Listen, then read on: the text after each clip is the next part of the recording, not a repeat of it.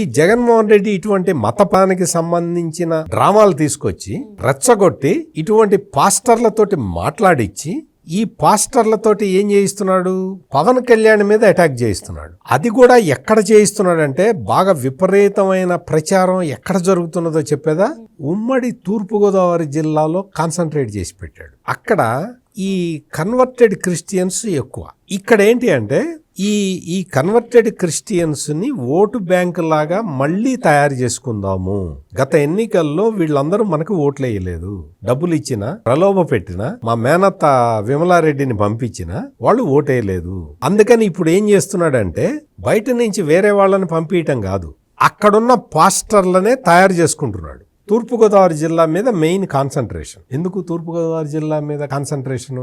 పవన్ కళ్యాణ్ అక్కడి నుంచి పోటీ చేసి గెలిచి పిఠాపురంలో పోటీ చేసి గెలిచి డిప్యూటీ సీఎం అయ్యాడు కదా. ఈసారి మళ్ళీ పిఠాపురంలో చేస్తాడు కాబట్టి తూర్పుగోదావరి జిల్లా మొత్తం కాన్సన్ట్రేట్ చేస్తున్నాడు.